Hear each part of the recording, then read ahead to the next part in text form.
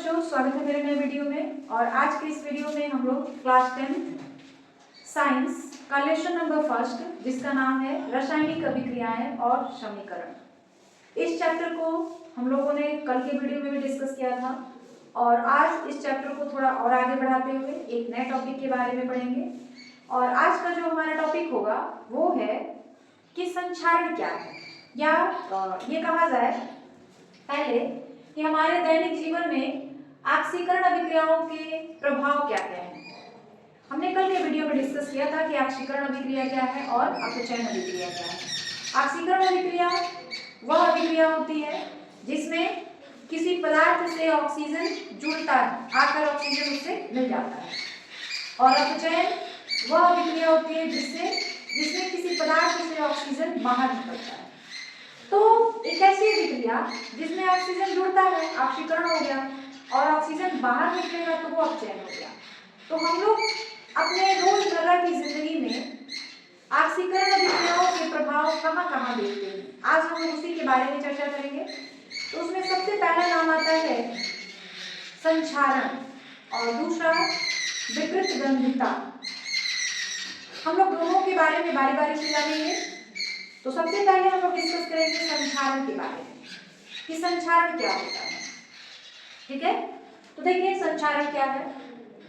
संक्षारण, जब कोई धातु नम वायु के संपर्क में आता है तो धातु की सतह पर धीरे धीरे क्षय होने लगता है, या धातु की सतह का धीरे धीरे क्षय होने लगता है, जिसे हम लोग संक्षारण कहते हैं। जैसे लोहे पर जंग लगना, चांदी के ऊपर काली परत का बनना, तांबे के ऊपर हरी परत का बनना, ये सभी संक्षारण है। ठीक है, तो संक्षारण क्या है? कोई भी धातु हो, आप अपने जीवन में कई धातुओं को देखते हैं। सोना धातु है, चांदी धातु है, तांबा धातु है, लोहा धातु है, एल्युमिनियम धातु है, ये सारी धातु है।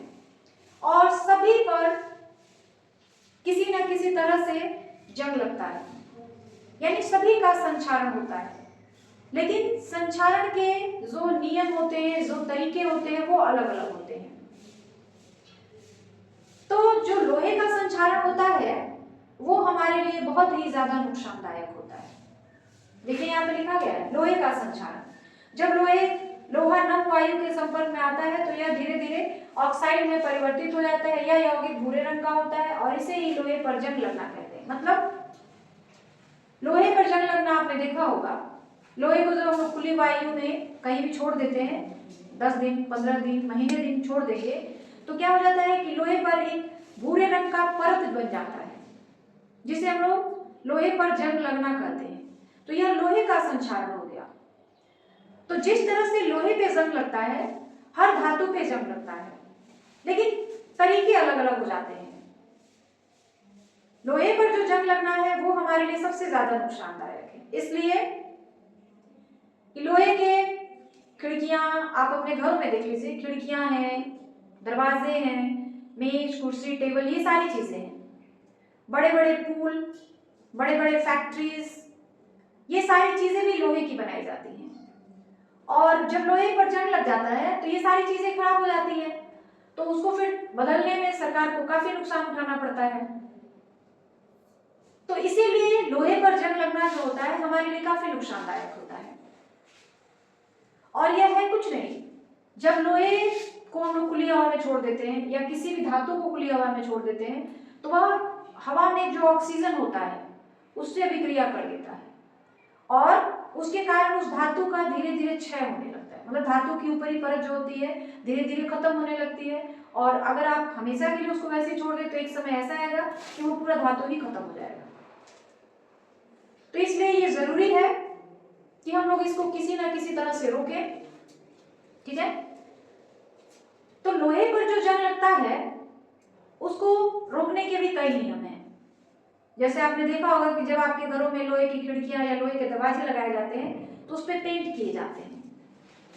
इसलिए किए जाते हैं कि लोहे पर जंग न लगे, और पेंट की वजह से जो लोहा है उसका संपर्क नहीं हो पाता है हवा के साथ।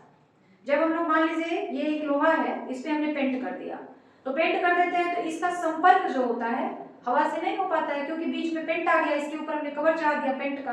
तो जब हवा इस पे जाएगी तो वो लोहे के कांटेक्ट में नहीं जाएगी, इस पेंट के कांटेक्ट में, इस पेंट के संपर्क में आएगी।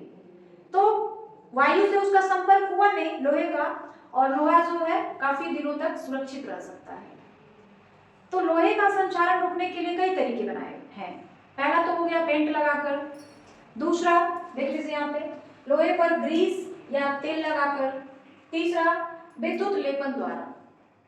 विद्युत लेपन जो है लोहे के ऊपर जिंक का एक परत चढ़ा दिया जाता है, एक लेयर चढ़ा दिया जाता है, जिससे क्या होता है कि लोहे का संपर्क जो होता है वायु से नहीं हो पाता है, वायु में जो ऑक्सीजन होता है उससे नहीं हो पाता है, और फेरस ऑक्साइड का निर्माण नहीं हो पाता है।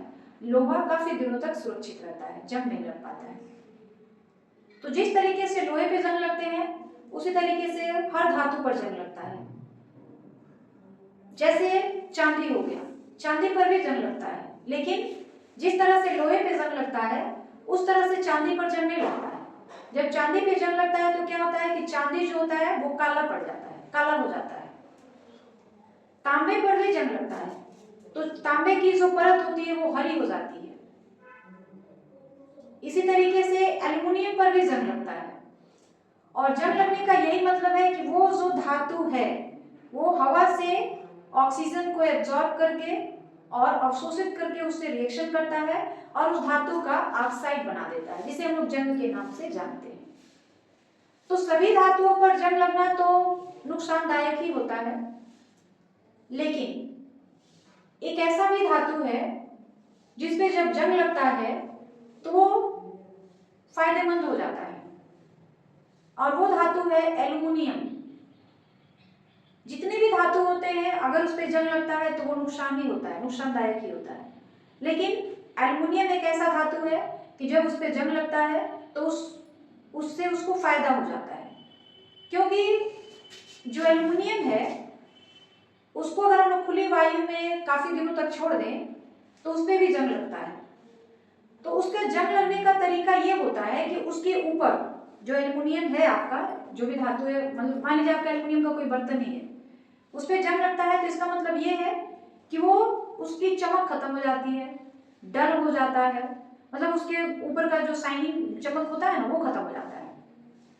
यानी उसके ऊपर जो होता है एल्युमिनियम ऑक्साइड की एक परत बन जाती है। जैसे मान लीजिए ये एल्युमिनियम का बर्तन है, ठीक है, हमने इसे कई दिनों तक खुली हवा में छोड़ दिया, तो खुली हवा में हम छोड़ दे रहे हैं तो एल्युमिनियम क्या करता है, वायु में जो ऑक्सीजन है, हवा में जो ऑक्सीजन है उससे अभिक्रिया करता है और एल्युमिनियम ऑक्साइड बना लेता है।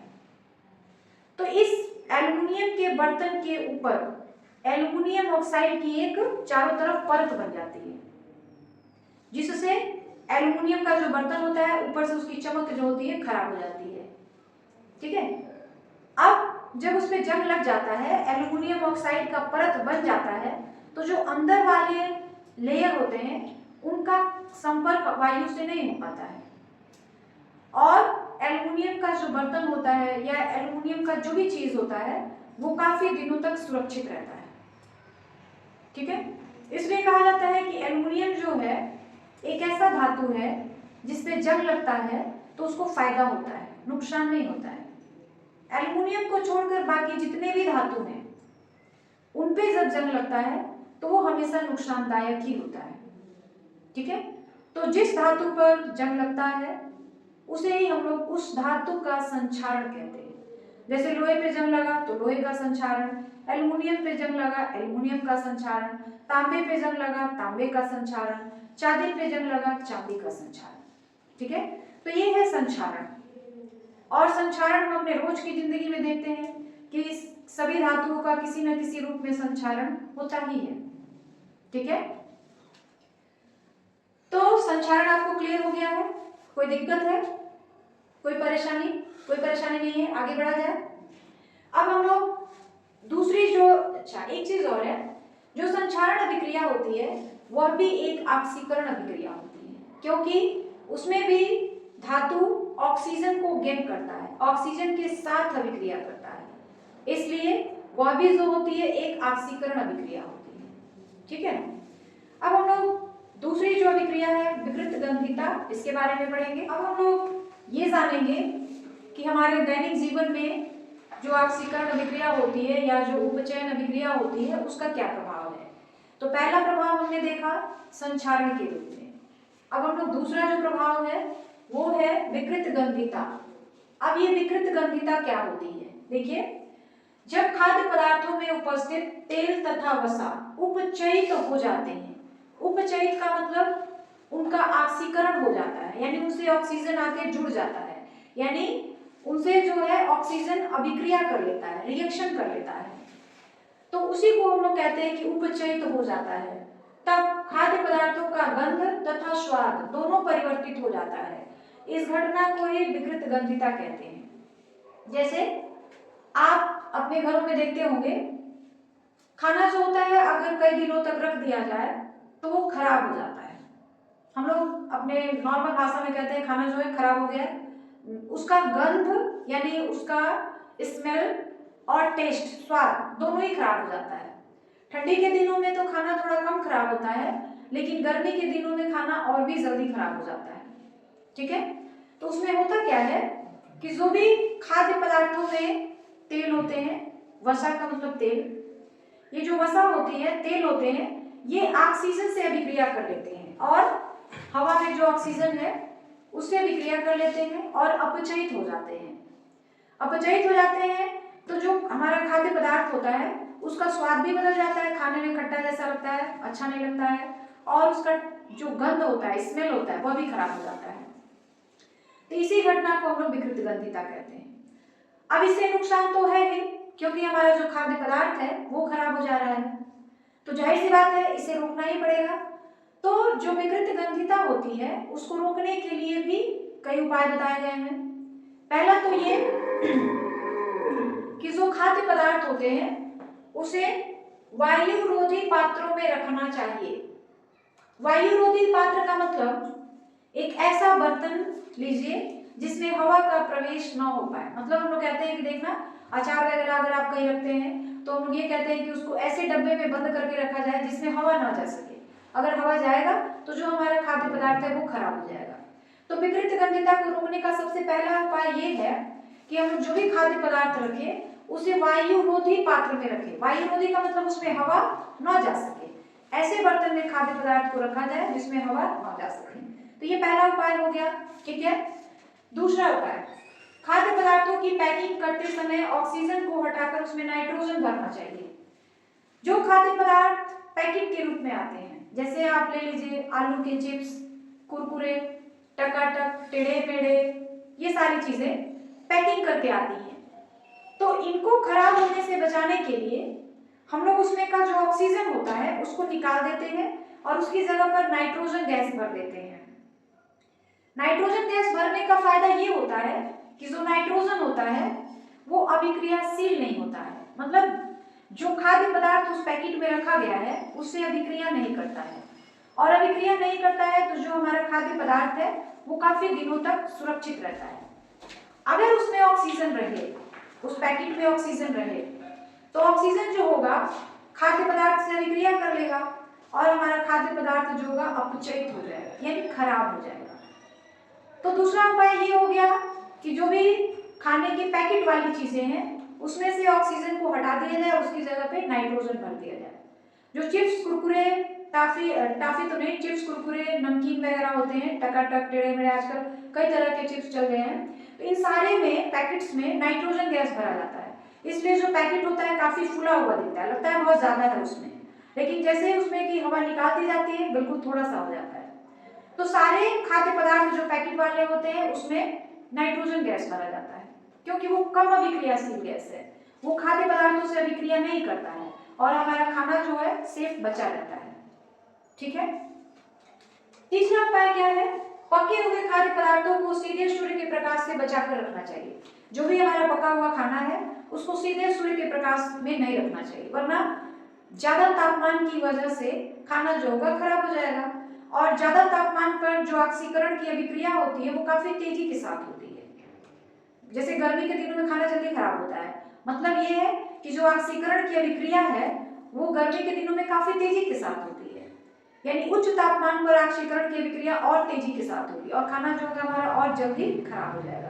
तो इसलिए जरूरी है कि जो खाद्य पदार्थ है उनको धूप में न रखा जाए, ऐसी जगहों पे न रखा जाए जहाँ पे बहुत ज़्यादा टेम्परेचर हो। इसीलिए पहले, आजकल तो फ्रीज हो गया है, पहले ज़माने में लोग क्या करते थे, जो खाना होता था खराब ना हो उसके लिए पहले एक बर्तन में पानी रख के और उसमें खाना को रखा जाता था ताकि टेम्परेचर जो हो वो कम रहे, और टेम्परेचर कम होने की वजह से जो ऑक्सीकरण की अभिक्रिया होगी वो धीरे धीरे होगी, खाना जल्दी खराब नहीं होगा। खराब तो तभी भी होगा लेकिन देर तक रहेगा सेफ, ठीक है। और आजकल टेम्परेचर को कम करने के लिए फ्रीज बना दिया गया है, जो भी खाना बने बच जाए उसको आप फ्रिज में रख दीजिए, वो कई दिनों तक सेफ रहेगा क्योंकि फ्रिज का टेम्परेचर जो होता है वो कम होता है। यानी पके हुए खाने को आप फ्रिज में रख के उसको कई दिनों तक सेफ रख सकते हैं, ठीक है। और चौथी बात है, पके हुए खाद्य पदार्थों को निम्न ताप पे रखना चाहिए, मतलब कम टेम्परेचर पे रखना चाहिए। तो आप यूं कहें कि पके हुए खाने को फ्रिज में रखिए, यानी खाना जो पका हुआ है उसको विकृत गंधिता से बचाने के लिए, खराब होने से बचाने के लिए उसको फ्रिज में रखना चाहिए, ठीक है। तो ये विकृत गंधिता भी जो हमारे जीवन में जो ऑक्सीकरण अभिक्रिया है उसका प्रभाव देखने को मिलता है। और ये क्लियर हो गया आपको? कोई दिक्कत, कोई परेशानी? देखो बेटा, कोई भी परेशानी हो तो आप कमेंट में हमसे जरूर पूछिएगा, मैं उसकी पूरी कोशिश करूंगी कि उसका जवाब आपको दे सकूं। तो आज के वीडियो में बस इतना ही, बाकी हम लोग कल के वीडियो में जानेंगे। और वीडियो के अंत में मैं यही कहना चाहती हूँ कि अगर आपको हमारे वीडियोज अच्छे लगते हैं तो प्लीज हमारे चैनल को सब्सक्राइब कर लीजिए और वीडियो को जितना ज्यादा हो सके लाइक करें, शेयर करें, कमेंट जरूर करें, और वीडियो के अंदर जो भी कमियां हो उसे जरूर बताएं ताकि मैं उस कमी को दूर करके अपने वीडियो को और अच्छे तरीके से आपके सामने ला सकूं।